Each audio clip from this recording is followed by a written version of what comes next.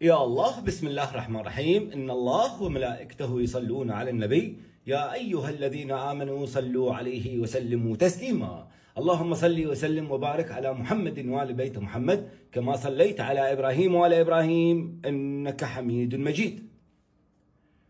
يا ولدي كن ابن من تكن واكتسب أدبا، لهذا ليس بعد استخارة وطاقة وتحليل شخصية برج السلطنة والسلاطين. الله الله. شي مرة واحد يسألني يقول لي سيدنا منو أفصح الأبراج؟ السرطان.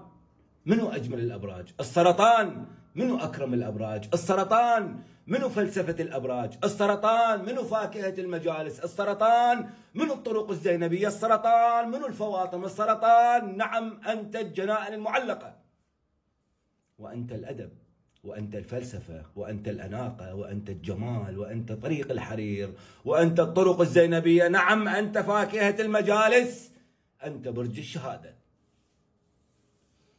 سيدنا قبل ذني كلهن شوف كلمات الإمام علي فوق، فشي هيك عشق سيدنا. نعم كن ابن من تكون واكتسب أدبا. هسه أنت ابن وزير، ابن أمير، ابن مرجع، ابن مهما تكن أنت، لكن الأدب سيدنا. ليش هاي الناس فاقدة للأدب؟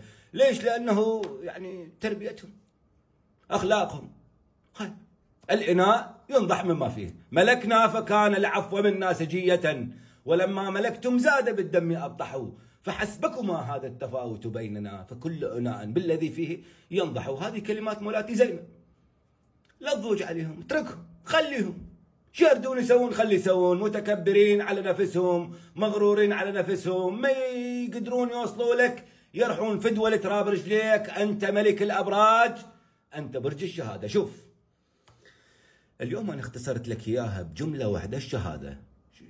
ايش قد اكو ناس اليوم عندها تحمل شهادتين وثلاثه واربعه. انا اعرف ناس عندها ماستر وعندها دكتوراه وعندها دبلوم وعندها، ومختص بعلم النفس ومختص بالطب ومختص بالذره ومختص بكل ذني، بس ما عنده شهاده الاخلاق، ما عنده شهاده التواضع، ما عنده شهاده الكرم، ما عنده شهاده الايمان، ما عنده شهاده الرضا، ما عنده شهاده قضاء حوائج الناس، ما عنده المسامحه، ولا عنده التقوى، ولا عنده الايمان. نعم، شوف يجي واحد اليوم عنده شهادة واحدة، الله، هو هذا السرطان. شهادة واحدة بس بها 1000 فرع.